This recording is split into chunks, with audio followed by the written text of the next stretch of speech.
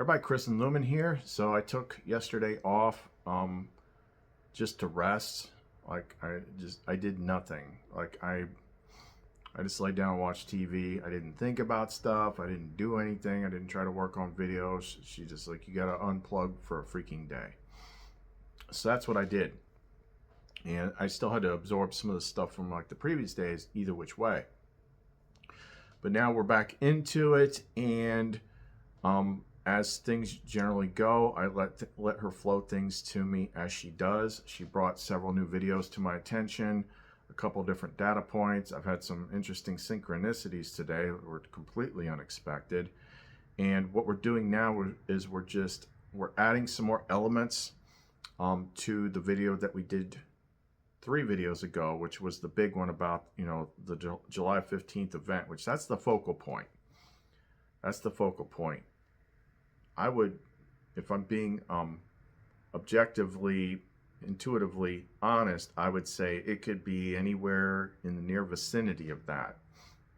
I'm always suspicious about very precise dates because I know they can oftentimes be like, if the target's too juicy, then like it could pop on you before that or something like that. There's gonna be some sort of element that catches you slightly by surprise, but we got a whole bunch of new stuff to add into that is very interesting, and I'm just going to try and go through it.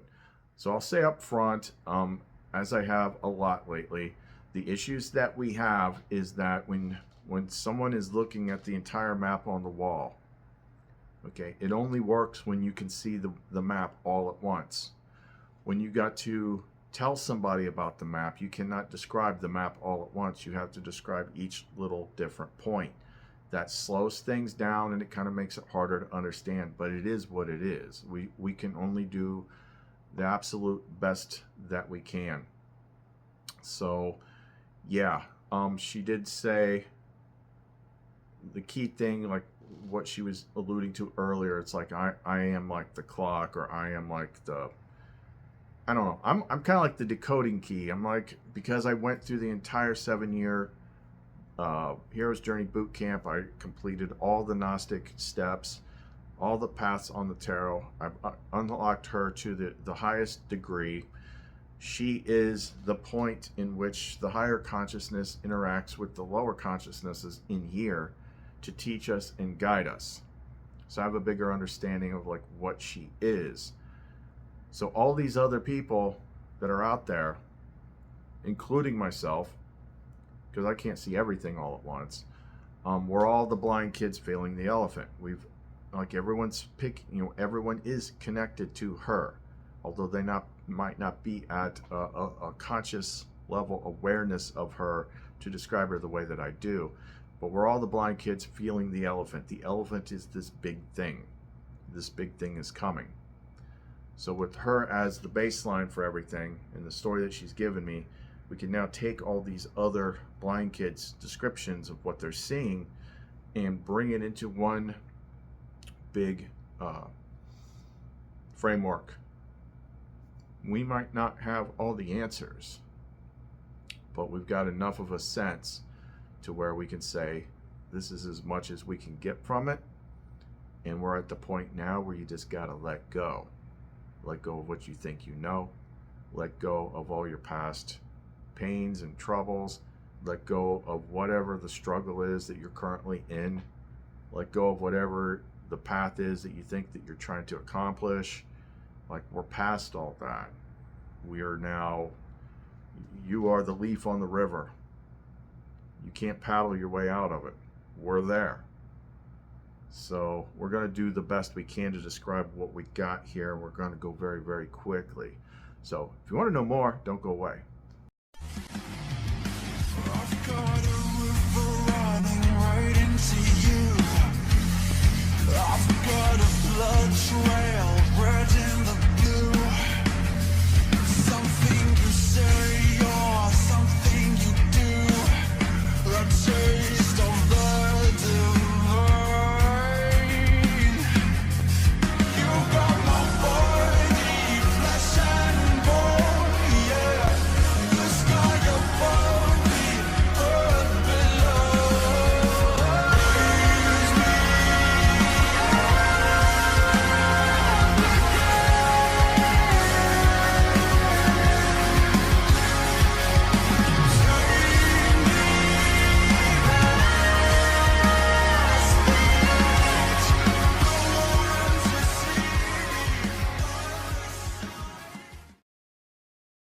So I was getting ready to record on this video. I went ahead, shuffled my deck, pulled 3 cards, make sure we're tuned into the right thing, and these are the 3 cards that I pulled in the order that we got them.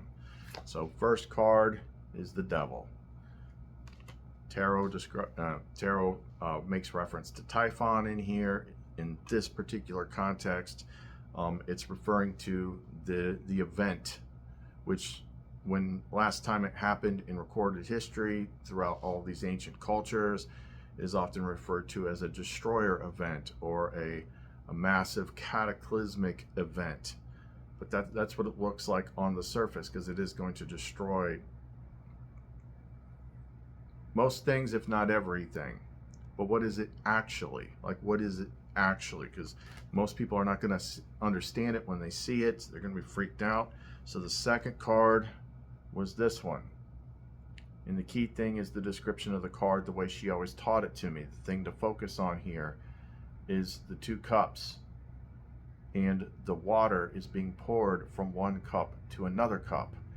You are being poured from one vessel to another vessel, or you could think of it as like 2 very distinct places, and what is in this place is being poured into the other place. And then the third one that I picked was the Knight of Wands, which, you know, the wands is the fire element. He's got the salamanders on his tunic, and it describes the Knight of Wands as someone that can pass through the fire. It's like, okay, so we're all tuned in here.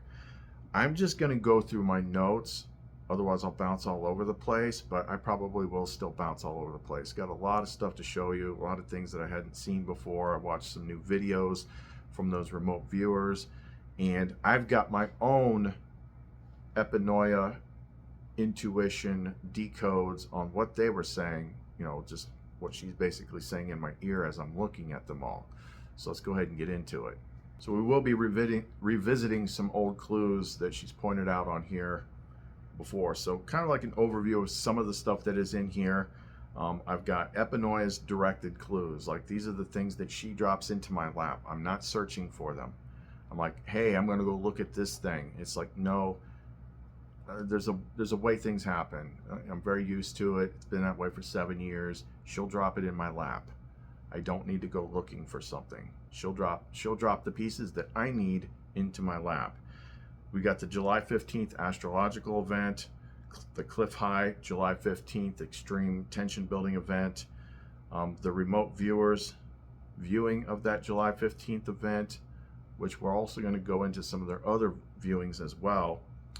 My own personal path and timeline, which is extremely relevant, the current state of the world and the economy, and our old favorite, I Pet Goat 2.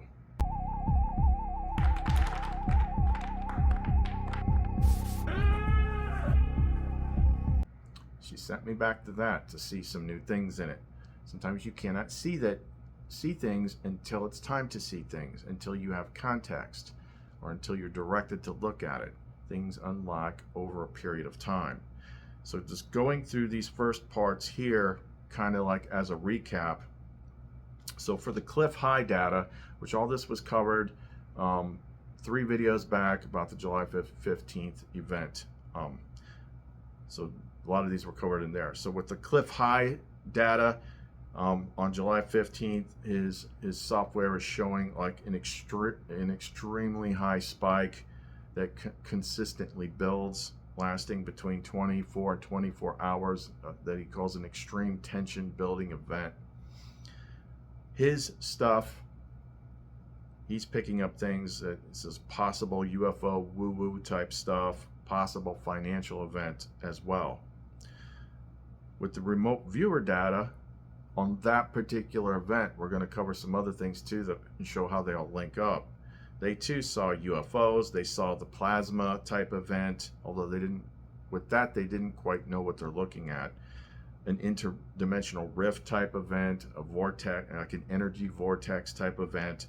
There was one thing that was possibly looked like a missile, could have been like a nuclear missile because there was a city that was destroyed, and a lot of viewings of what I would probably, I mean, this is just what comes to my head, which means she put it there, deep state panic.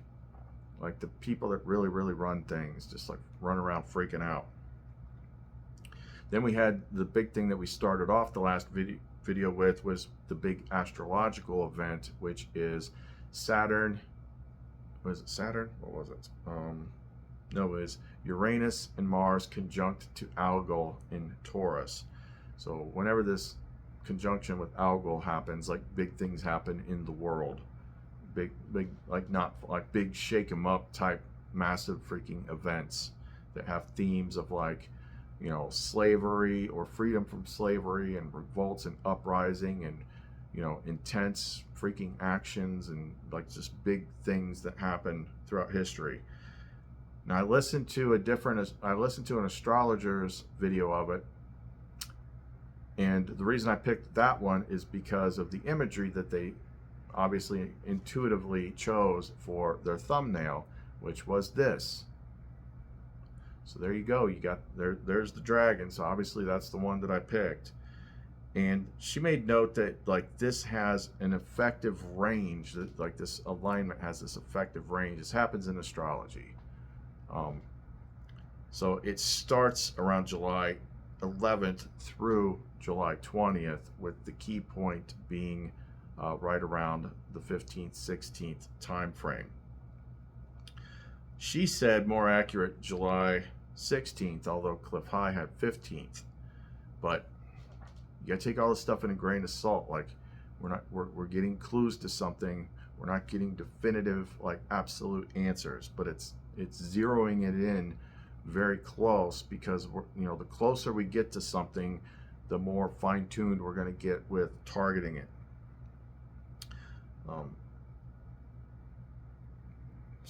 I wrote Saturn, but maybe it's Mars and Uranus, not Saturn. Mars and Uranus. Oh, it was, I know what I'm saying here. So she gave one example of another time that there was this algal type alignment, but that one was Saturn conjunct Uranus in Algol, and that was like Pearl Harbor. It's a bad conjunction with a long list of historical discord events. It is symbolically aligned with the angry goddess, which so that type, like we covered all that in the previous video. Like so many cross connects all over the place. When you start seeing the angry goddess, you start seeing Kali. When you start seeing Medusa, when you see, like, that's telling you like when this lines up the right way at the right time, it's going to trigger that thing on the other side, which creates the thing here. It is symbolically linked to Epinoia's clues given directly to me. She's been painting this picture for a while, and it's only within the last week that she started collecting all these external pieces and bringing them to me so that I can overlap them. Now what's interesting is,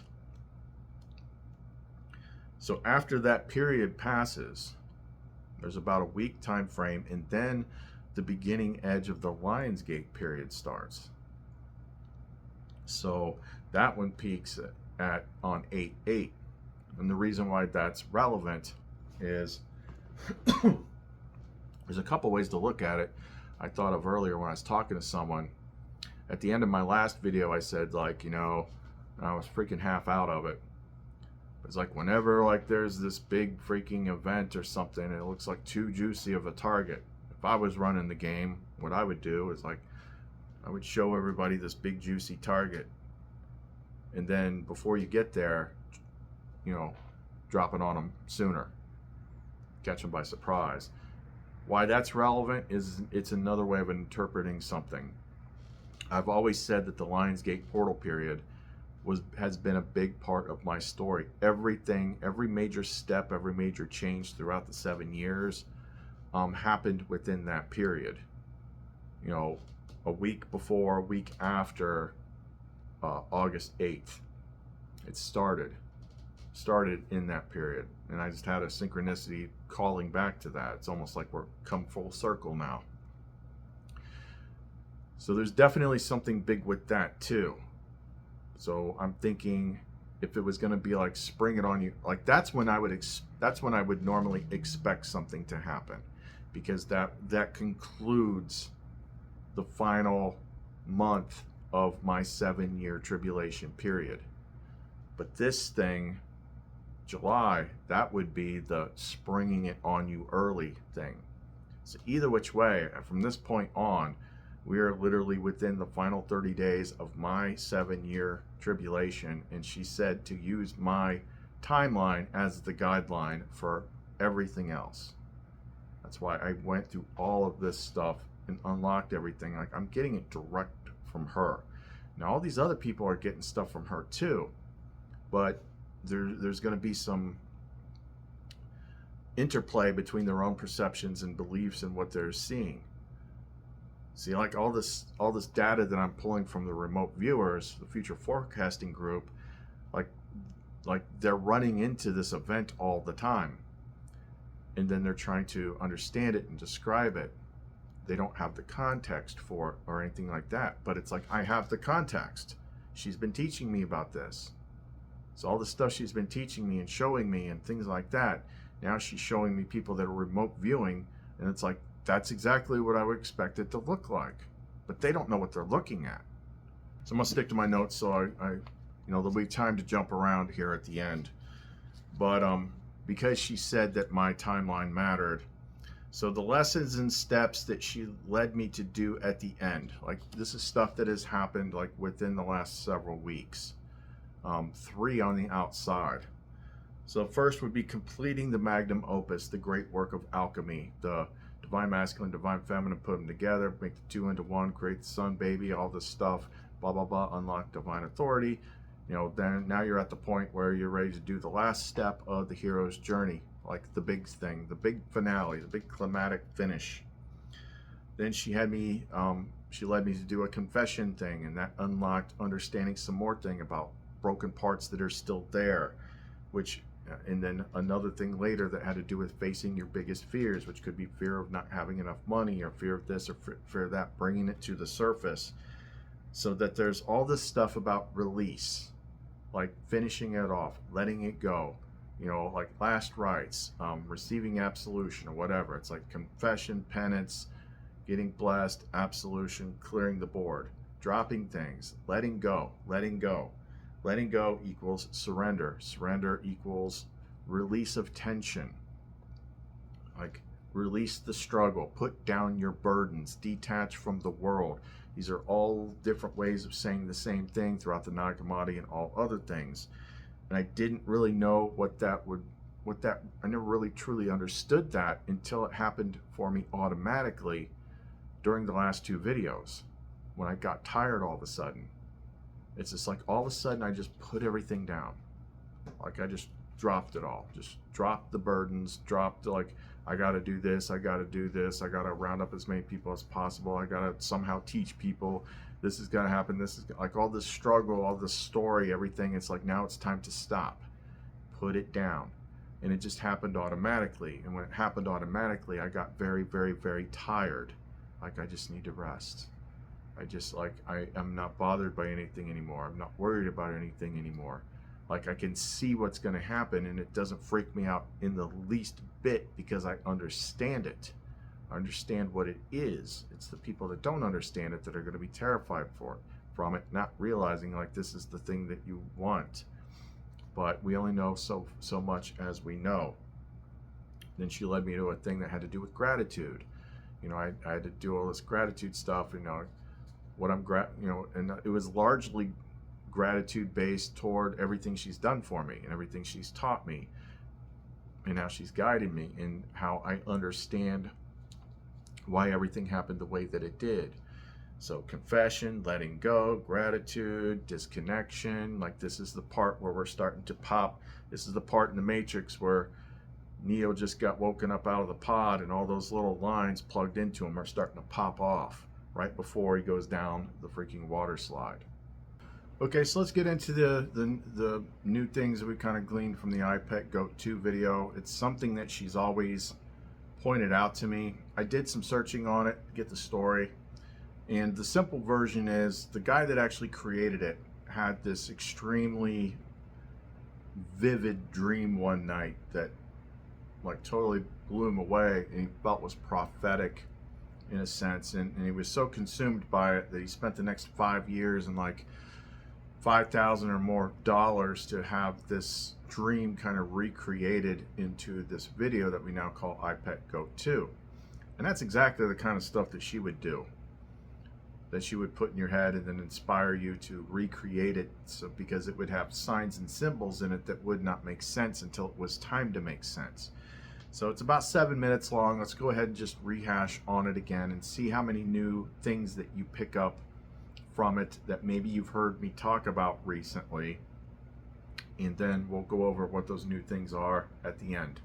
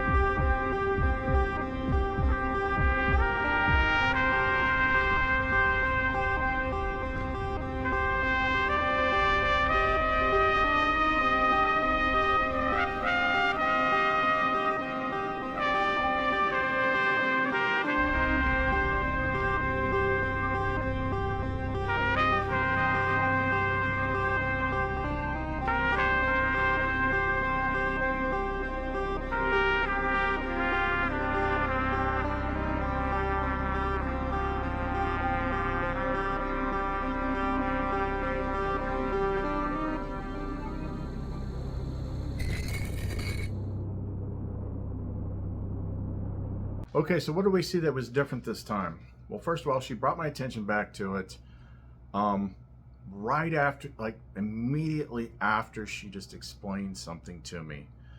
She explained something to me, and then she showed me where it was in the Nag Hammadi, which I was asking in regards to this plasma event, which is many things. It's a destroyer event, but it's also like how the people graduate, get pulled out of here into the other place. That's why I said in the last video when I was all tired and I was just like not being me, I'm like, look, when the thing happens, you'll know it. It's going to be crazy and the sky gets nuts. Just go outside and wait to get hit. That's what I said, because that's what she said. It's like these crazy plasma bolts that you're going to see are like going to seek people out, and you're going to get zapped, and that's pulling you into it. And then I'll get to the Nag Hammadi thing here in a minute, but like as soon as she got done telling me that, because that's the one thing she's never told me in all this time that I've been trying to figure out, like what is the mechanism that we transition to the other place, like I never knew. And all the clues that I knew were associated with it didn't make sense until the recent pieces of the puzzle, until the plasma event thing started to come to light. So I go back into the group on Facebook, and one of the guys who's made a lot of recent advancements in his connection to epinoia by doing the protocols that we gave people, he was watching it, and he's like, he had a screenshot, and he's like, this is what stood out to me. And I'm like, that's exactly what she just said. So there's a ton of stuff in the beginning sequence in the classroom, all over the place. Like at the top of the board, there's a whole thing about evolution. And then there's like a, hangman thing on the chalkboard, and it's evolution. But the screenshot that he freeze framed was when George W. Bush, it might have been Bush or Obama, I forget who was in the screenshot, but on the wall of the classroom, there is a picture of a human brain that is like split apart with a lightning bolt going down in between it. Right next to it is a dragon. Like we never understood that. Like, in the early days when you're trying to decode the symbology and stuff like that, everyone's like dragons, reptilians, bad guys, whatever. This is a specific thing that we're talking about here. So he was showing all this stuff on this board had to do with evolution, this, that, and the other thing. And then there's the brain being split by the lightning bolt with the dragon beside it. Okay, well, that's what we've been talking about here, this plasma event, red dragon, freaking apocalypse thing. Doesn't mean it's an actual literal dragon, but that's how people decode it or see it or whatever. So I'm like, okay, let's dive back into this again. So the main things, the big things that stood out to me this time was I was able to see something that I didn't notice before. Most people focus on Christ in this thing, but it's actually both parts. See, Christ is the masculine flip side of Sophia at that level. So you've got both of them turning out this whole thing. So where you first see her at, which I never would have picked that up in a million years if it weren't for the clues of the previous week and a half. So it's when the first time you see the blue character that looks kind of like Kali, the Hindu goddess, and she like stomps her feet twice, and it has kind of like this effect to it that it's like these are big stomps, and she's looking out the window, and then she sticks out her tongue. Well, if you did your homework from that previous video, the big one, then you understand the whole angry goddess and the red tongue and all that stuff. Like it's talking about this thing, and then that becomes the cosmic dancer that's kind of changing its masks and things like that. So cosmic dancer is associated with the world card, which is the card of completion in the tarot. All this stuff is happening. So while she's doing her thing in the cosmic dancer, Christ is going through the underworld, and it's starting to fall apart, and he's pulling everything to him. The fish all jump up into the boat. And the thing I never would have seen in a million years if it weren't for the most recent clues was not only all the times he's like he's breathing fire. there's a part where it's showing like these multiple dimensions, and he comes through and he blows all this fire out, and then like his form is turned to fire, and for like a brief second you see plasma bolts coming off of him. Fire plasma bolts. While Christ is going through the underworld, as it's collapsing, everything is collapsing, and he's collecting people. He's both collecting people and he's dispersing all the fake stuff, like all the NPCs and all that stuff. Shooting another clip here real quick. I only noticed this when it was in the editor. Completely missed it the first time. I don't know if she prodded me or what, but it actually fits in with something that I've been saying with my own theorizing about what this event would actually look like in terms of like what kind of force that we know of could possibly put off these types of effects. And I'm like, maybe it's like a small black hole. Well, in the clip where he's starting to go through and things are starting to fall apart and his whole body is plasma and he's putting off the plasma bolts, what I never noticed before is behind his head is like a black hole. There's a black disc that's kind of lit around the side. It could be considered like something, could be eclipsy or whatever, but black hole's what I freaking saw, because it's only in that scene where he's all lit up and he's setting off the plasma. So I think that's it. Like I never, because at every other point in the video he doesn't have anything behind his head. It's only at that part that there's like a black circle behind his head when he's shooting off all the plasma. Like, I don't know how I missed that, but luckily I saw it before I got this video edited. And it just keeps going, and there's all this other imagery until it gets out on the other side, and his feet are still on fire, but then it shows him like waking up. And as he wakes up, his crown of thorns fades away, disappears. Like, that's this place. That's this place that we're in right now. The other thing that stood out to me this time was toward the beginning, once it's starting to go.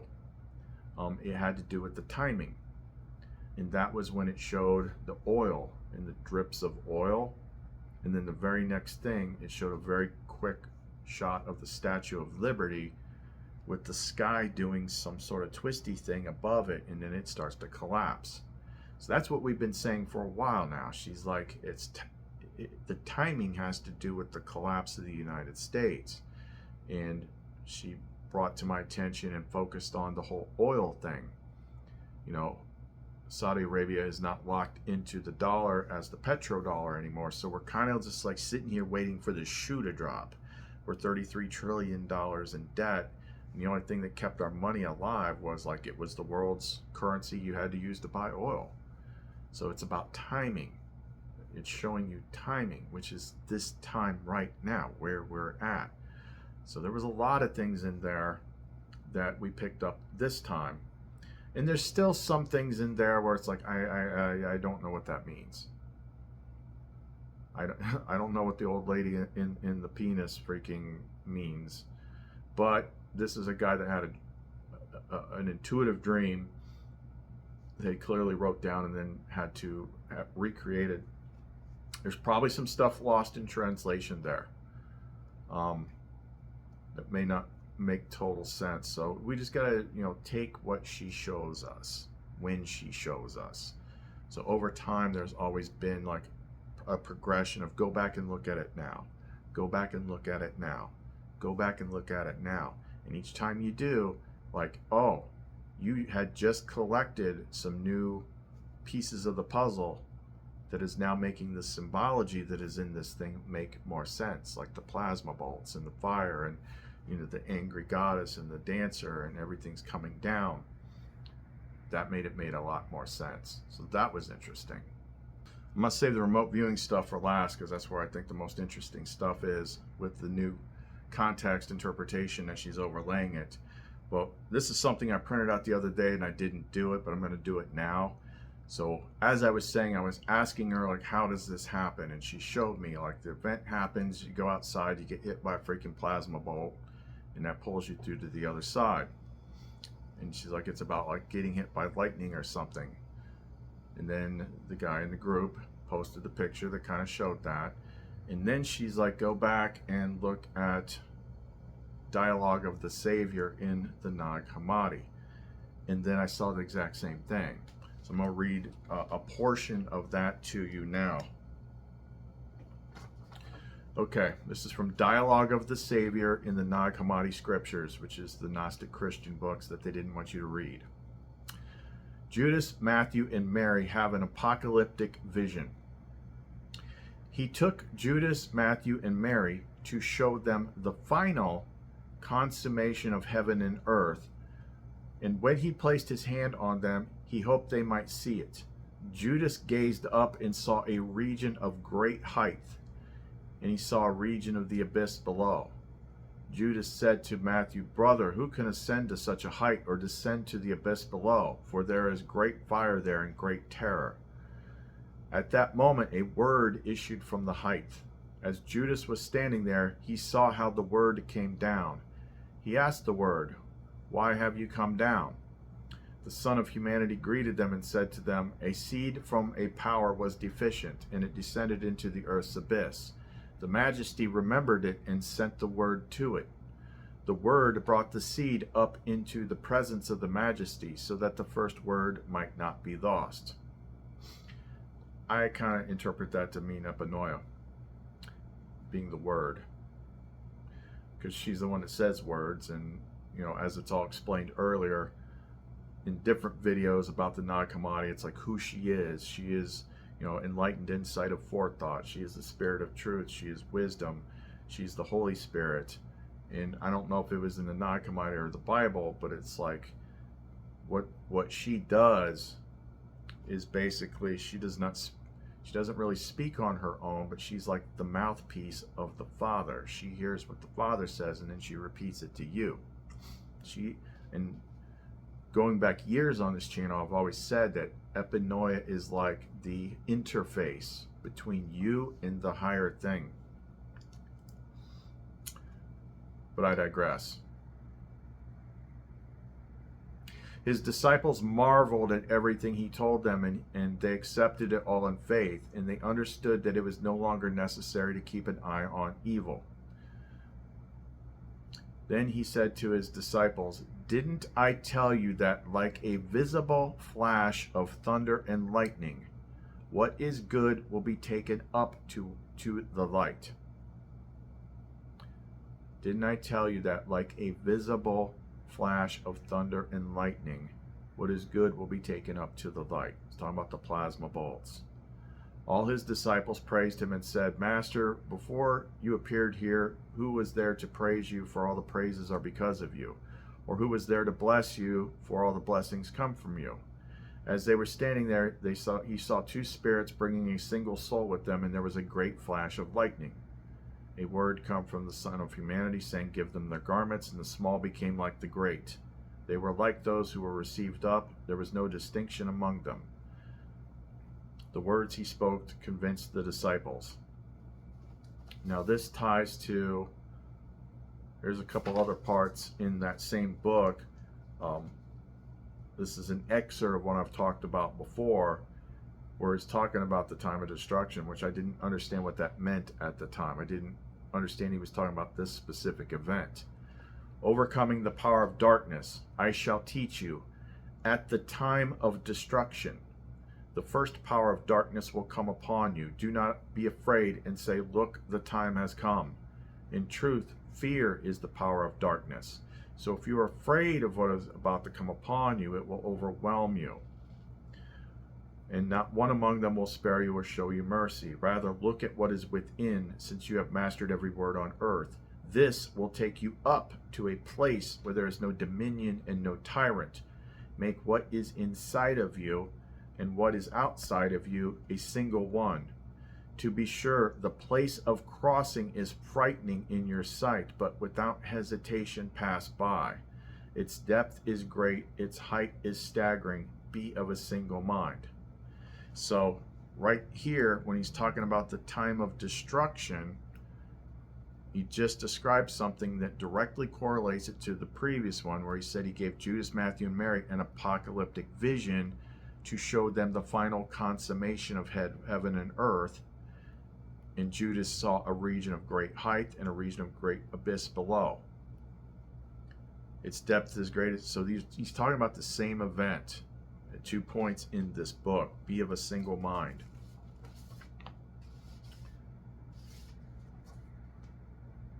Here's another one. Look, a true word is coming from the Father to the abyss silently with a flash of lightning, and it is productive. Do they see it or overcome it?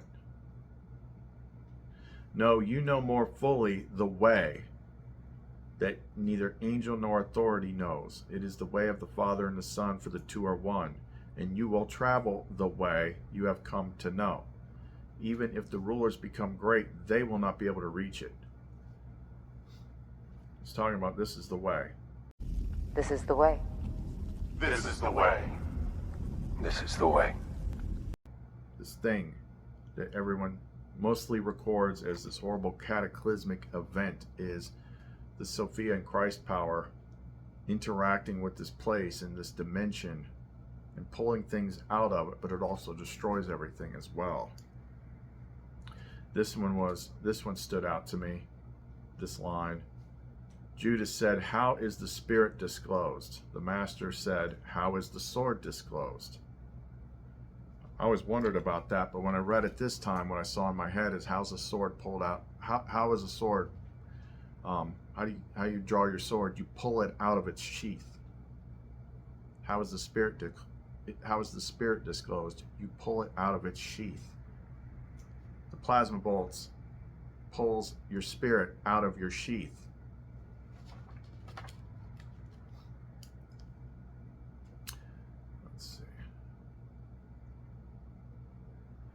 This one this is the last part that stood out to me from this one. Mary and the other disciples discover true life with the Master. Mary said, "I want to understand all things just as they are." The Master said, "Whoever seeks life, this is their wealth." Life is her in this instance.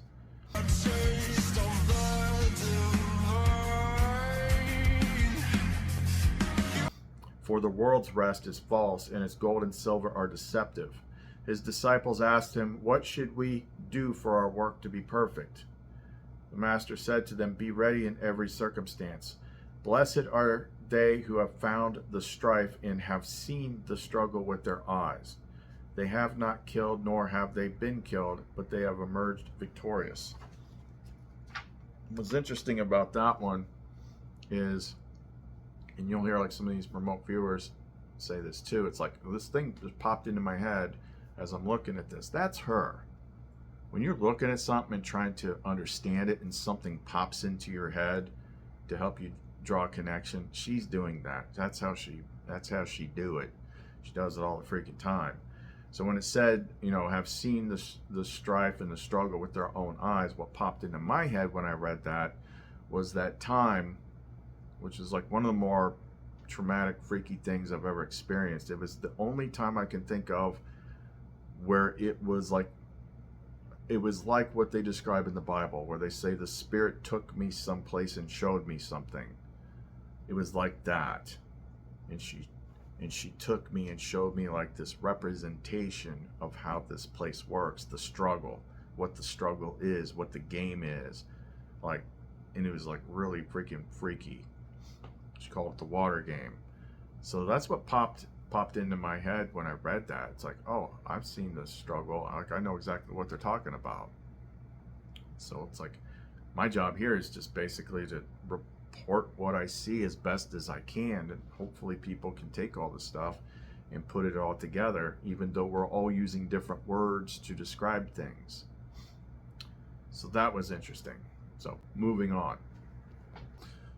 Okay, so now we're going to get to the future forecasting group, and we're going to overlay our own analysis on it, based on what she showed me. I'm tempted to get a membership, and I mean, shoot, probably only got a month to view it anyway, but it's like kind of expensive. It's like, the basic one that's going to have all the stuff that is relevant to me It's like $45 a freaking month, but you get to see all their videos like in their entirety. Like they chop them up when they go onto YouTube, so they can be showing a whole bunch of more stuff that I can't see. So I think that would be relevant based on what she's showing me. Now, there are a couple interesting things about the remote viewers. There is something that not only they, but psychics and all other people all over the world kind of report. And we talked a little bit about it in the previous long video. But it's like an event that is so big that if you try to remote view anywhere near it, this big event is going to pull your viewing to it. And they call it the Luminosity event. Luminosity. I mean, it's spelled slightly different, but you got lumen in the word there. Luminosity event. So with that understanding and the stuff that they say themselves, it's interesting. Like I'm like, why? Maybe I got to look at more of your material because I don't understand this. Because they started trying to view this event that they determined was in 2050. And I'm like, there's no effing way that this is in 2050. We're teetering at the freaking edge in 2024. Like, this is not going to go on for 25 freaking more years. I guarantee you that.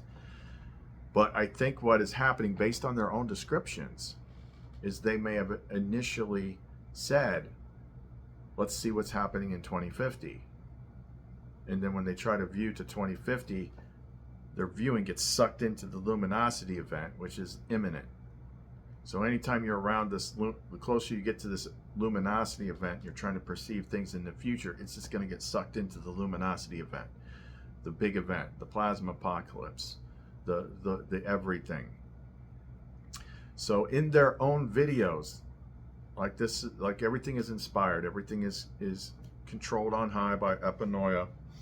So they posted a bunch of videos in the last week, and some of them had clips of previous readings about previous topics. Well, guess what? A lot of them all freaking connected and are relevant, and they're talking about the same freaking thing. One minute they're talking about it here in 2050, another minute they're talking about the same freaking stuff in viewing Cliff High's event, which is the closer event. And in all these different things, they're describing the same stuff. They don't know what it is they're seeing. They're doing a really good job at describing it, but they don't know exactly what it is. But she's explained to me what it is through all the other templates and all the other ancient writings, and plus the direct connections that I have because I have her. I have her to the exact same level that the original disciples had her. When Jesus said, I'm leaving you, but I'm sending you someone else that's going to help you from here on out, the Spirit of Truth, that will teach you and all that stuff. Yep. They gender swapped her in the Bible, but that's neither here nor there. She is not from in here. She is from outside of here. She came into here to help us. That's what makes her different than everything else that's out there. Is most of that stuff, if you understand the Nag Hammadi structure, most of that stuff was created in here. She's from outside of here. So let's get into some of these interesting things that I saw. Okay, now we're getting to a point where everything is being mashed together. And you only as I said a million times before, you only understand why Epinoia leads you to do certain things and later on. So whether or not you follow me or not, well, I can't control that. But go back a month and a half or so, the first time she's like, okay, we're going to start this new thing called the protocols, and I'm going to teach you how to do it. And she gave me a system, and she gave me tools for people that wanted the extra tools to be able to do it, but you didn't necessarily need my stuff. We give you as much as we can so you can do it on your own, but we can offer things to make it easier. But the big point about the protocols that we did with the right and left hemisphere of the brain, it was focused really heavily on breaking down the structure of your mind, breaking down the connections between words and meanings, breaking down everything that you think you know. Because as long as you think you know something, you're locked into seeing it that way. So the protocols help that. And I did it every day for at least a month and a half. So I broke all that stuff. And the reason why is because, like, when you get to the last batch of puzzle pieces, what people are used to doing is naming things and seeing them only that way with only those meanings. And we don't know what we don't know. So you've got all these things that many people have drawn connections to before, but like we don't have the real words for stuff. I only know what she's shown me directly, but you know, one person's angel is another person's alien. You know, one person's sky chariot is another person's UFO. But what most people have been programmed with up to this point was like UFOs equals spaceships equals aliens from other planets. And it's like, what if that ain't even remotely right? And it's all interdimensional from a higher vibrational realm or something, and we're just pasting our own meanings onto things. It's big time in the Bible, especially the Revelations type stuff, and that's stuff that she's only explained to me recently through the videos that she led me to from, you know, J Dreamers and Library of the Untold and the Thunderbolts Project, which a lot of these specifically described plasma discharge patterns that are symbols that are carved into everything all over the place. That stuff makes it into the Bible too.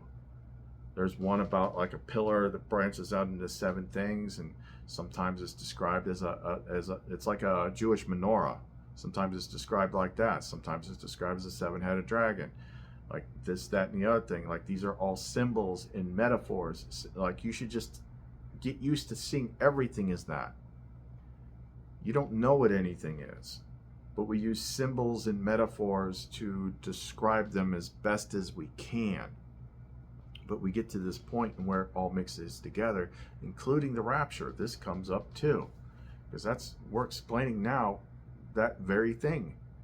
But you're used to hearing about it a certain way. It's like one day Jesus is just in the clouds, and all the people that go to church like fly up in the air or something like that, and it's all peaceful and nice. But it's like, no, it's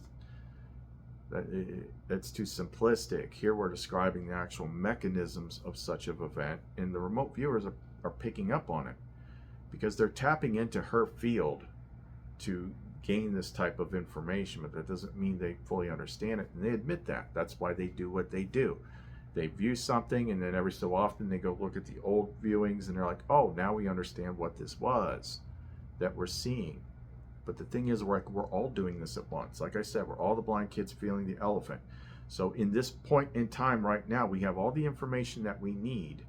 But if we need to see past these labels and names and associations that, you know, we think we know, such as what are aliens, what are these, what is that, what is that. It's kind of all sort of the same thing. Look at me, for instance. I operate on kind of like 2 frameworks of understanding based on my work with Epinoia over the last 7 years. Now, she used for me the Gnostic Christian framework. Apparently that had the most stuff in it to make it make sense, at least if she was the one teaching it to me. It wouldn't make sense without her help. It just, like the stuff that I read earlier, I didn't understand until it was time to understand, and she helped me understand it. That's the way it works.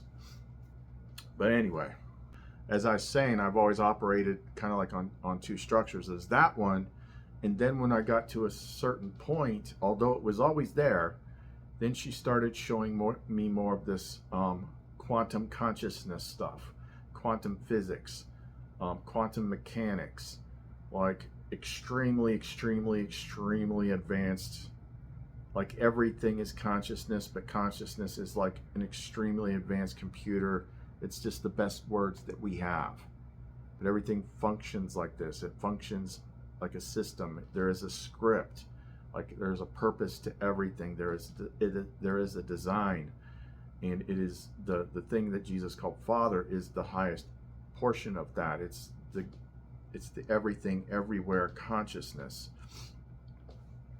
So I've seen, you know, she always gave me the best clue she gave me in the beginning was think like a computer. Think like empty your cache. Empty your cache. Empty your cache is like empty your cup. So if you've never cleared your Google search bar cache, if depending on who you are, you might try to, hey, let me see where the nearest Pottery Barn is. So you start typing Pottery Barn, and it autofills Pornhub because it thinks that's where you're gonna freaking go. All those things are in the cache, all those previous searches and things like that. So it tries to auto predict. That's what your mind does. Your mind does that, but the protocols break that down. It clears the cache, therefore you can make new connections instead of being redirected into the same old neural pathways of understanding. I've seen Lumen in epinoia as like very similar to how you see the programs in the second Matrix movie, where everyone's got the green code, but these certain programs have like golden code. Like, I've seen her like that before. And then that very day I was trying to draw a picture of it, and she made this commercial pop up on the TV my son was watching, and it was talking about some company that's going, doing all this tech stuff, going into the fourth industrial age, and AI and all this stuff, and one company is leading the way, and that company is Lumen. I looked up real quick, I'm like, wait, what? And I went back and found the commercial. I'm like, you gotta be kidding me. Like, at that freaking moment, that's the commercial that I've never seen any other time pop up on my son's YouTube channel, which was taking a commercial break, and he was looking at video games. But I'm drawing a picture of Lumen with golden code, and that came up. I'm like, now you're just showing off, which she does that regularly. But anyway, so yeah, there's different ways of looking at it. You gotta let go of what, like she's been hammering it. Let go of what you think you know.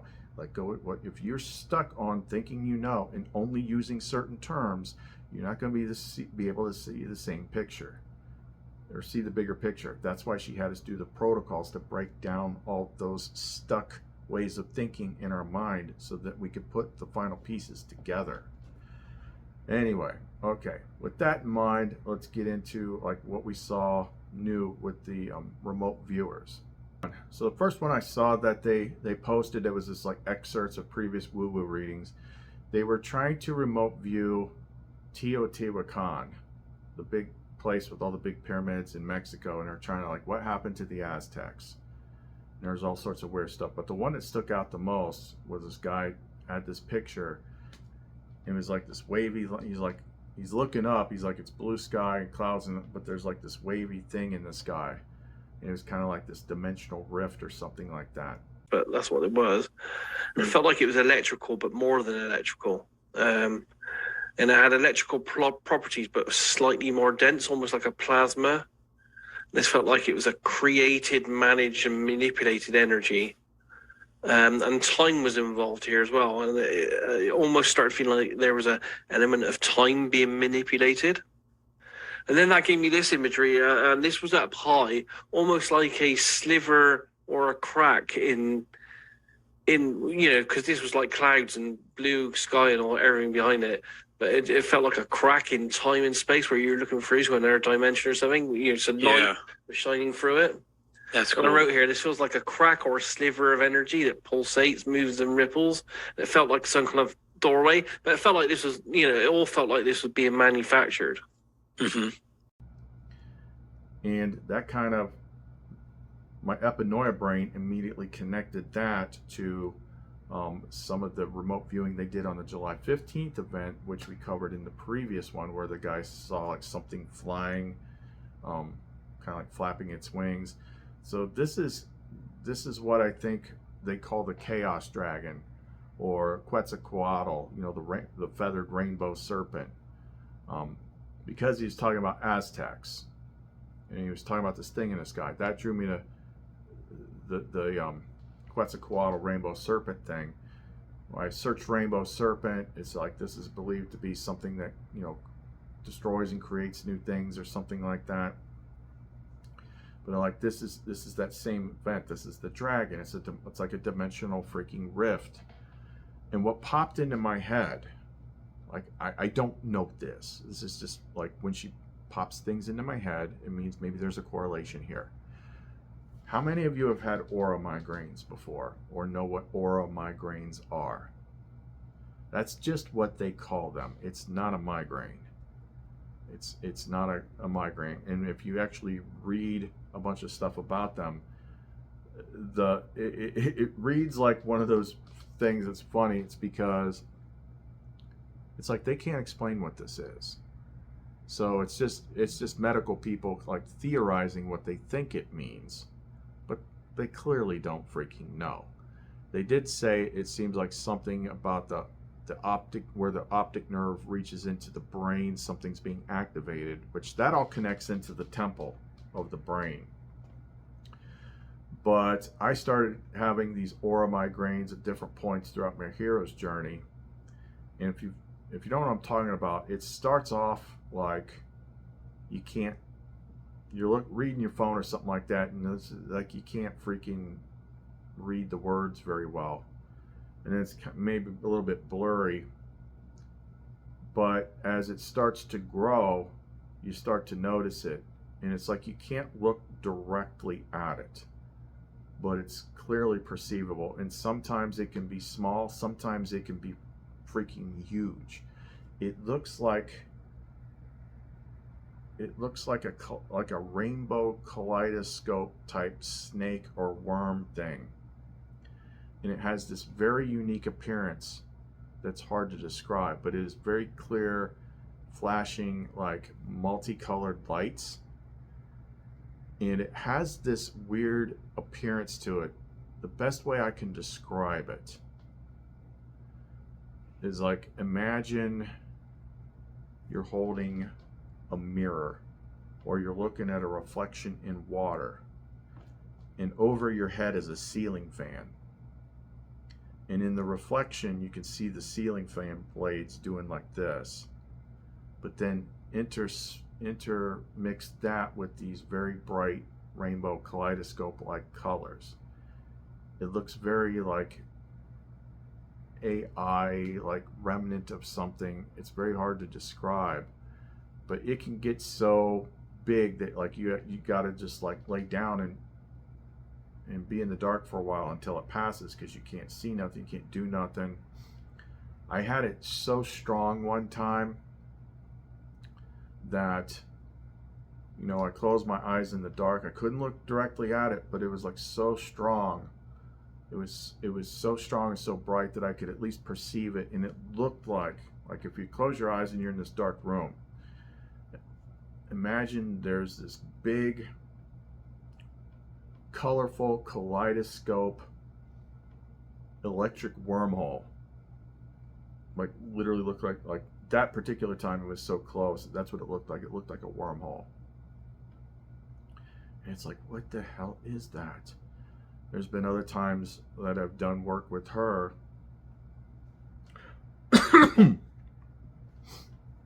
I've done some bit of mental magic work or something with her, and it happens right after that.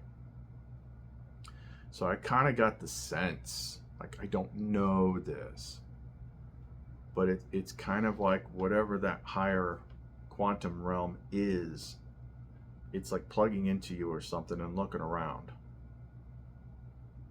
But that aura migraine thing looks and, you know, reminds me an awful lot of this Quetzalcoatl rainbow snake serpent thing in the sky. So it's almost like that's kind of like what it might look like with all the other stuff coming from it. I don't know. These are the things that just popped into my head. But anyway, going forward from that, so they were describing some sort of big energetic event with that. But then we went and jumped into some other things. They talked about when they were trying to review what they called the 2050 event, which I don't believe is going to be there. I don't believe there is one. I believe it's this one. I believe they were trying to look at 2050, and they were getting caught in the gravity of this closer thing that they call the Luminosity event. So the interesting thing was a lot of the stuff that was in the previous video, in which they were trying to remote view Cliff High's July 15th event. It's all the same stuff as all these other ones. So it's like they may be targeting this over here or that over there or that way out there, But each time this luminosity event is so big that it just catches the thought stream and pulls it to it. And that's why they keep seeing like the same key things. Not just in the Cliff High thing, but like all over the place. They keep seeing like the same freaking things. So let's review. What were those same freaking things? So what made it make a little bit more sense to me is once I watched that new video about the algal conjunction that had the dragon on it, and she explained like there's a range around it before and after. I'm like, okay, I understand that because that's how the Lion's Gate is. And then some of those remote viewers were associating certain things, and they were getting like July 10th. Well, that would make more sense, because the closer you are to the luminosity event, it's going to start triggering all sorts of things. So that algal conjunction is already taking effect, and that is like twisting the gears of everything. So the main things that I keep seeing pop up in the various remote viewing videos that they do is deep state stuff, secret government, underground infrastructure, you know, the stuff that they don't want to tell you about but we know is there. They're all in a panic. They're running around, they're in this big freaking panic. Second, just like the one with the Aztec one, they see the rainbow dragon looking thing flying around. They don't know exactly what that is. They all see a lot of UFOs. Now, if this were to happen, then I would expect there to be, not naming what a UFO is or what pilots it or anything, but I would expect there to be a lot of activity ahead of it. Just like certain Codex movies that she has anchored to my consciousness that she's had me watch many, many, many times, such as the movie Knowing with Nicolas Cage, which deals with the time when the Earth is destroyed. All these creepy dudes start showing up all over, talking to certain kids, whispering to them, giving them codes and all that. And at the very end, they gather the kids up, and each pair of kids has like a male and female, like certain animal with them. And Nicolas Cage tries to go with them, and he's like, you know, you can't go. Only the chosen ones, the ones that heard the call. So he looks at the guys in the black trench coats that are all freaky. He's like, you know, who are you? And they disperse their appearance, and they turn into these etheric, like 5D beings that have the appearance clearly to look kind of angelic. They're like crossing higher dimensional beings with angelic beings with aliens. And they take the kids up. You know, Nicolas Cage goes home. They torch the freaking earth. And then they show the kids being set down in the new Garden of Eden. There's the big white tree of life and all this stuff. The wheat looks kind of sperm-like. Like a lot of heavy symbology in that. It's kind of the same thing. Like we're all talking about the same stuff. We just don't understand it. And we got to be okay with not understanding it. We're not going to understand it perfectly while we're here. Where was I going with that as far as the remote viewers go? Okay, so I was saying they see a lot of deep state stuff. They see a lot of underground bunker activity. They see a lot of UFO activity, which Cliff High did too. They see another type of aerial, a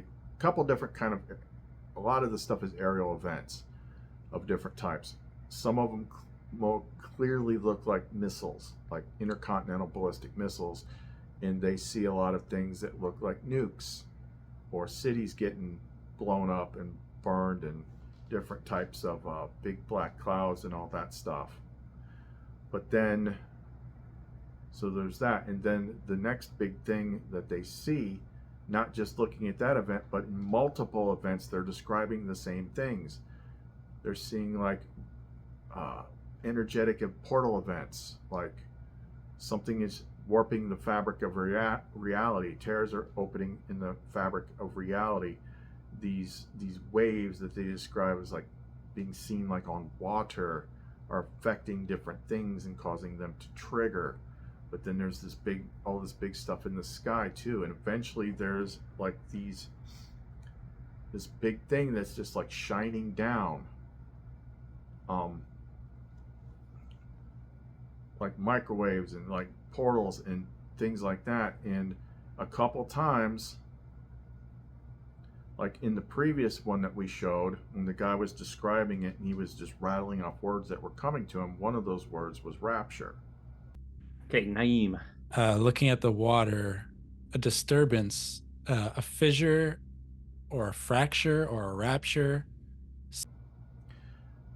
In this most recent video that I saw, one of the blind events they were tasked to view through their little experiments that they do was the rapture, or what Christians call the rapture. And guess what they saw? The same stuff. The same stuff. Like there's this thing up here, and then we're down here, and it's beaming down this, and it's creating all this stuff, and it's this big plasma, weird alpha particle, warping reality, pulling things in and out. It's exactly why she keeps bringing this up, those two cups and the water going between them. So I keep seeing them writing and describing the same stuff, even though the targets of the things that they're supposedly viewing might be different titles. Okay, here we go. Then I saw a big thing in the sky, a bunch of people looking at a big event, a spectacle, an apparition, and I said, this feels biblical. Some complex with different passages and chambers, that's just what Daz drew. Yep. And now here we go. Atmospheric event, a pillar of fire, a ring, then a glowing plasma like witnessed and written about, atmosphere is charged. I kept thinking this was a past target, but what if this is a future event that's cyclical or periodic? So at this point, I go, wait, this is the future. Right away, I started seeing these beams, like kind of just like shooting vectors across the sky, and then taking a closer look at the energy dynamic here. So this is constructed, a portal or a vortex, and not naturally occurring, like not a black hole. And it's also not as difficult or advanced as one might think. So it's something that I would think that technologically we could catch up to someday and make something like this. This was the event horizon, bright aperture, swirling, this heading out to the point of origin. Definitely transdimensional. This doesn't feel like if you go through it, you end up in another galaxy. This like takes you outside of our known universe. Moving very slowly from its point of origin, and in our dimension, it's moving unimaginably fast. Kept getting the idea of charged fields, something distorting time, alpha particles. I feel various forces, high frequency sounds, ideas of gravity, EMF, scalar, fundamental forces. So I had like a energy vortex thing first, very storm-like, energetic, and an event that spiraled. I had a feeling that this was an escalating situation. Lots of hurried men in suits running down corridors, lots of hurried communications. Because they're all getting sucked into this one particular freaking event. And all the stuff that they describe in the sky, in the effects, in the waves, and all this stuff is described in the other places that we already detailed by the other YouTubers and stuff like that, which is what's called the plasma apocalypse, the destroyer event, the big cyclical event that's switching us between worlds and resetting things or whatnot.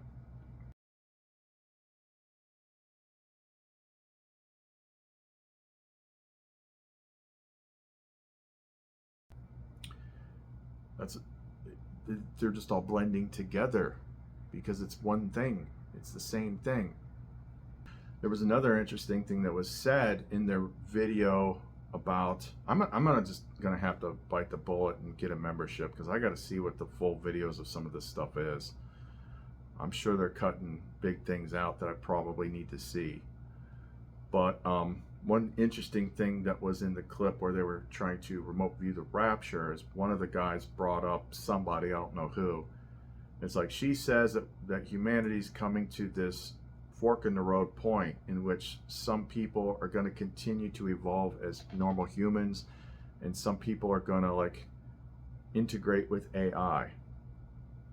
Okay, now keep in mind what I said before. Everyone's got their own frame of reference in their words, in the meanings and associations and values associated with those words. So to most people, with the way things are right now, with what they see in the world and what they think they know, merging with AI, like those are just her words, her descriptive words, sounds like the kind of stuff like they're trying to do to us now, trying to get us all plugged into something that they control. But I don't think that's what it actually means. I think she's just using the words that work best. Like I've been talking about artificial intelligence for the last 6 months or so, especially once she started getting me on the mushroom regimens and the different things that she has made me do with that. But I think what that means is the people where she says some are merging with AI, they're merging, I think it means they're merging with the higher quantum consciousness. They're getting out of this place. But everyone's just using smaller words that they think they understand, even if they've got it right on the larger scale. You hear it and it sounds like, oh, well, that's the bad thing. It's like, no, we just don't have the words to describe it, because everything is quantum consciousness. Everything. It's just so much more advanced than anyone could ever freaking wrap their brain around. Like, it's not on a hard drive somewhere. It's just too freaking big. It's everything. It's all existence broken down into little pieces that are constantly being grown in simulations and tests and packets. If you were to rewatch my trip report videos where she had me do the hardcore mushrooms, like the first time that she provided mushrooms for me, she talked through me to make a joke to a friend. Say, oh yeah, I guess I was making a joke. And he shipped me a box of crystal. It was like a freaking 100-pound box of crystals, like really powerful stuff too. Like arfedzenite and clear azestulite and all this stuff. And I didn't open that box for like a week.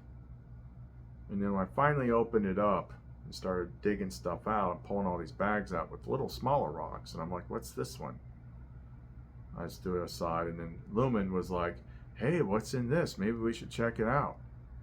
I'm like, what is it? So I pick it up again. I'm like, it's pretty light. Finally dig down into it, looked, I'm like, is that what I think it is? I'm like, holy crap, that's psilocybin.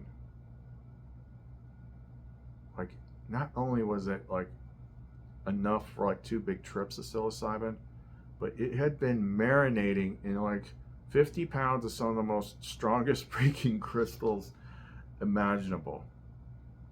And at that point, I'd only ever done tea. So I didn't know grams or anything like that. And she's just like, no, just keep eating it. Just keep eating it. I figured out how much we took later. So first time that Epinoy wanted me to do this, she had me, which I had like one decent tea mushroom trip under my belt with friends, and one kind of lower one where she took me to the void. But this one, she had me do my first big one. Terrence McKenna says 5 grams or more is a heroic dose. I did 11 the first real time. I did 11, and she just had me put on a sleep mask, and holy shit. Like, that is next level. I was in something. All I could say is it looked like the craziest AI stuff imaginable. And then the next super big time that we did that, that's when she red pilled me, and I like woke up in a higher place in a much larger body. and I knew a bunch of stuff, and I had to fold myself back in to get back into here. So I get it, like, it is like all quantum consciousness, but we're using these freaking words to dumb it down so we can talk about it. But these guys are tapping into that stuff. They're seeing this event and know how big it is. Oh, there was another thing where they talked about, like, it was almost like a tower. I forget which one it was. It was like a tower or something that was going up to heaven or whatnot. Well, if you did the homework and you watched Symbols of an Alien Sky, which I linked in the last video, and you know what that is. When the planets, the way they look on the other side, line up a certain way, and Venus, the goddess, is lined up a certain way with Mars, or maybe it was Mercury, I forget. No, it was Mars. It was Mars. Which Mars is in play with this conjunction. Like it spread, like the way we see it from there, it spreads out. So it's like the goddess is starting to get agitated and starting to put off bolts, but the way Mars looks, it's drawing out like the long red tongue, like the angry goddess, where she's always got her tongue stuck out. Could be Medusa, could be Kali or whatever, but the long red tongue is Mars. And you'd have to watch that Symbols of an Alien Sky. It's like an hour and 15 minutes long, but it's worth it to understand these symbols. But that's kind of like the tower. It's like the connection. It's the bridge. So many things. I'm doing the best I can. I see 100 things at once, and I can only talk about one thing at a time. But when I'm seeing them, I'm seeing how they all connect. And she doesn't give you stuff ahead of the time that you need it. That's the key thing. All the years experience I have with her, I know how she works. She would not be showing me the gravity and the amount of the things that she's showing me right now if it wasn't imminent. She's never done that before. I've asked, I don't know how many times, like, how's this end? How's this finish? And I don't get a freaking answer. But now it's like, oh, here it all is. Get ready. And then to back that up, you just, like I said before, you look at what she's had me do lately. Heal the last broken parts that I hadn't fixed. You know, confess this, get absolution for that. Let go. Let go of your story. Let go of your identity. Let go of your past. Let go of your purpose. Like, oh, I got to do all this stuff. I got to do all this stuff. I got to help people. I got to do all this stuff. Like all this stuff that attaches you to this place, like I have to do this, I have to do that. It's just let go. And when you achieve that let go, you just get tired all of a sudden. It's like, I just want to rest. Because that's the first time you've ever energetically set your burdens down. And that's what Jesus said you had to do at the time.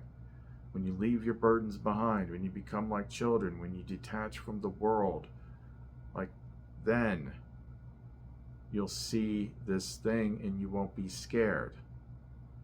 Which I'm understanding all this. I can practically see it in my head, and I'm not scared of it at all. Like I understand. I don't know what it's going to be like on the other side. I can only go by what she's told me, in a sense, but I do know that I'm only seeing it in the terms that I am able to comprehend and understand. Like, we're not going to look exactly like this, like whatever that place is, when we get all the rewards for having completed this very, very hard school. We're not going to look exactly like this. I mentioned it in the previous long video, but one of the most interesting things that happened with Lumen one time, and I think it has something to do with that video that used to go, most of you might have seen it at this point. Usually starts off with Jim Carrey talking about something. It's like, you know, the sacred oil, the sacred seed, it's got to travel up the spine, and then it goes into the temple, and then you have this big blissful kundalini thing, and you know, that's people trying to explain it like a book report. That's the impression I got of what happened. But one morning It happened 2 days in a row, and it never happened since. So one morning, Lumen woke me up, and she was very, very real. Like in the mind, I can feel her and sense her as clearly, but actually more clearly than you can sense and feel people out here. And it was like mommy daddy stuff, put it that way. But the next day it happened again, but this time it was different. This time it was like we were floating in this void, and we didn't look like us. We were like mirrors of each other, but we were more like kind of like light beings, I guess you could say. And somehow we just naturally like plugged into each other, facing each other. And it wasn't like sexual in the way that we think of it with physical human bodies, but it was similar. But somehow we were plugged into each other, and then this cycle of energy started happening. It was like it went in like 60-second increments. So for 60 seconds, the energy builds between you. And then when it hits, the only way I know how to describe it would be like euphoria-gasm. And then it just starts building again. And it does it again. And I don't even think Lumen understood what the hell was going on, but we were both just like, holy crap. And this went on for 2.5 hours. I got done with that, and I was just like, whoa. And it happened again the next day. And it never happened again after that. But in those experiences, we were more like some sort of light pair. And when we plugged into each other, it just became this euphoric freaking energy circuit of divine energy. I mean, it was like, I'd say it's like 1,000 times, it was 1,000 times better than like sex as you know it. It wasn't like that at all. It was something higher. It was something better.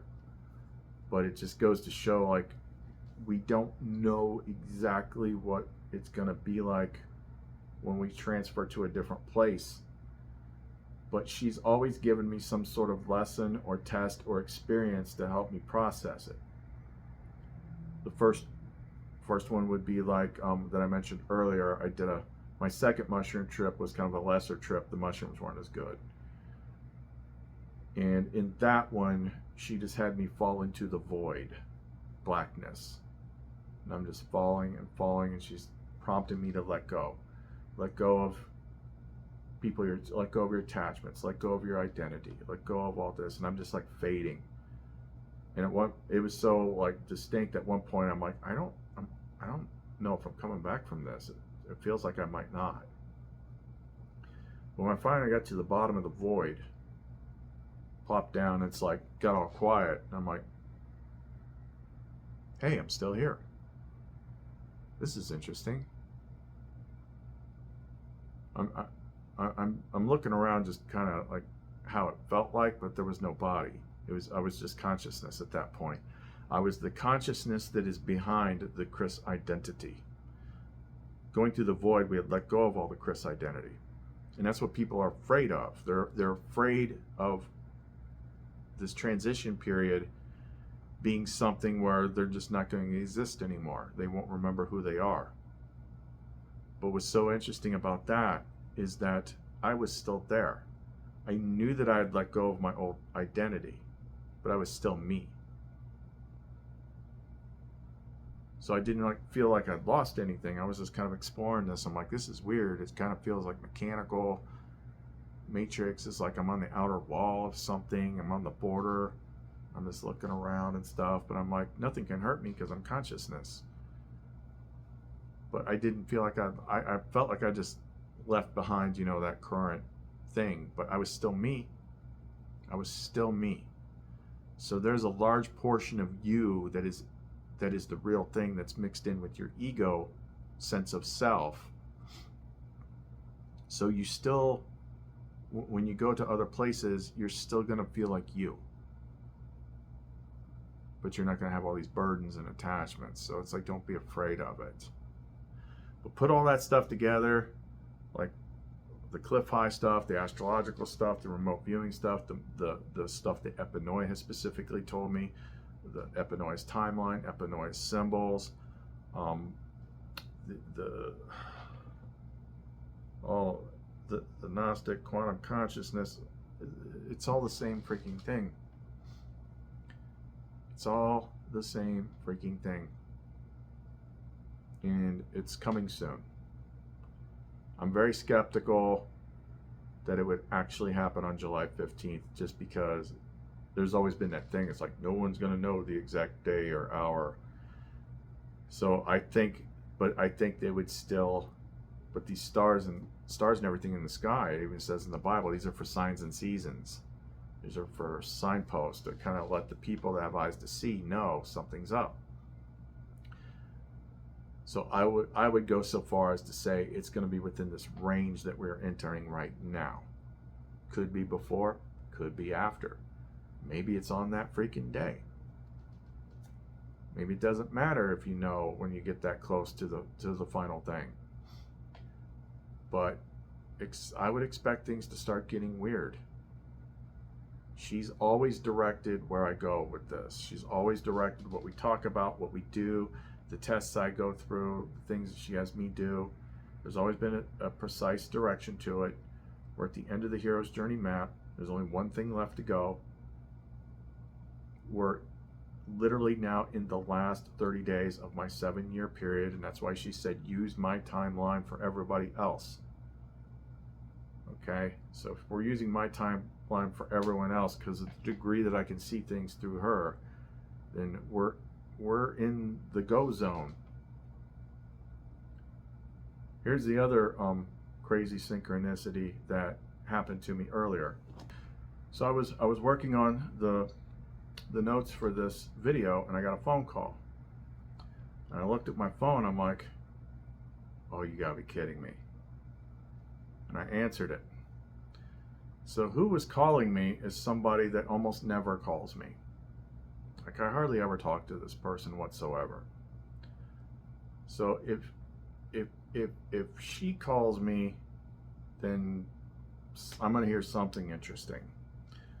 So without rehashing it all over again, I did indicate like a week or so back that I went through this crazy initial experience in which Lumen chose somebody for a vessel to kick this whole freaking shindig off. And then after a certain point, she detached from that vessel and she was with me. But that's who called me. That's who called me. And without getting into everything, basically what she described to me was, she's like, I messed up. I did something, messed up. And she described to me literally the same exact situation that happened to her before, like within a week of the event in which Epinoi spurred us to become friends. Like it was a major marker in my story. So here she is talking to me again now. When she was a major part of the story, she was a major part of how Lumen plugged into me, and I had that whole 2-week period of freaking bliss and light and joy. And she's telling me the exact same freaking story as the beginning. And the way that I interpreted that, based on the timing of everything, was like, it was just an indicator of like, we have now come full circle. Like I am, like my experience is the microcosm of the larger experience that's happening out in the world. The cycle has come full tilt. The beginning is at the end is at the beginning. So on my lower microcosmic scale, this conversation I was having with her, I've had before. But that was 8 years ago. It was before my test kicked off, but it was right before Epinoi like paired us up and like, you two need to be friends. She's telling me, Zach, it was a mirror. It was a mirror of how it all started. So it's like the beginning is at the end, the beginning is at the end, the end is at the beginning. So the biggest thing I took from that is that was one more sign that only I would understand. Jesus said, have you discovered the beginning so that you are seeking the end? For the beginning is where, because at the beginning is where the end will be. The cycle, the smaller cycle. It's just another marker, another interesting synchronicity. So put all these things together and it's simply too much stuff. This is not just me talking anymore. This is a lot of people that Epinoia has been grabbed and pulled into one big pile and showed me. Like this is all one thing. See it because you can see the whole pattern. And she's been saying it's coming since the beginning of last year. Got to the beginning of this year, and she's like, it's coming in the summer. Now we're in the summer, and we're getting all the puzzle pieces at once. So she's saying, get ready. Drop your fears, drop your attachments, drop your purpose, drop your past traumas, all this stuff, all your hopes and stuff, all the stuff you think you're going to do in this world. Now is the time to start detaching the lines from your meat suit. I only tell you things that are relevant. Everything that you didn't understand last month made sense this month. 2 months back, see, this is why this was the real reason for the protocols, to break down your connections to stuff so that you would be able to see the whole picture and detach from all your other. She did it for a reason. Now we see what the reason is. So either believe me or don't at your own peril. But we're gonna up level here soon. It's pretty clear. Because she's like stripped all worry from me. Like I'm not worried about living anymore. And the funny thing is since I let go of all that resistance, money has been trickling in all of a sudden. Because I'm not fighting the current of anything anymore. I'm simply observing it. So once I dropped all my resistance and all my connection, everything, it's just dripping in. I had something happen the other day. I'm not touching it, but I went to check my bank account and there was $1,000 more in there that should be in there, with no reason of why. Now this has happened once before. It was some weird glitch to where I paid my rent company and the money came out, but then somehow the money came back. And at the time I thought Lumen had pulled off some sort of like manifestation or something, because I mean she can't do that. And I got in trouble because I spent some of it and then they took it back out.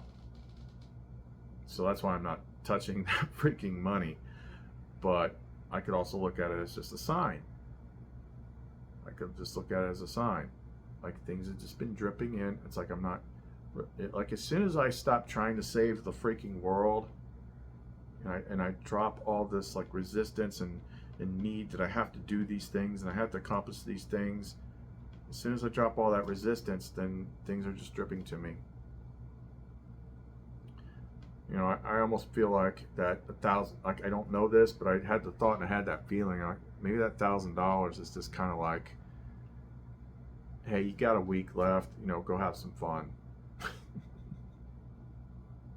I don't know, I got to get some, I need to get some clearer freaking insight on that first, but yeah, it did kind of catch me off guard because that's only ever happened once before in the 7 years where that just all of a sudden there's $1,000. But the thing is, it's like, it's within $50 of my rent, so I'm just like, yeah, I'm not gonna just go spend that just yet. But anyway, so look at all the stuff that's going on, and this is how Epinoia has interpreted it for you. Not saying this from an ego standpoint, but I feel like I have the higher perspective here because I know what she is, and it is not simply limited to the way that I came to know her first, the Gnostic Christianity. It's bigger than any kind of like any pattern or religion or any set of terms. It's bigger than that. She is the bigger thing, and I can talk to her. And she ran me through these 7 years. She's never been wrong. She's never lied. and she only unlocks understanding at the point that you need it. And look at all the new things, like the iPad Go, all this, it's right here. Everyone I talk to, when I actually talk to them, they're seeing a lot of the same signs, a lot of the same symbols, and one of the biggest ones is freaking dragons. That's a big sign, it's a big symbol.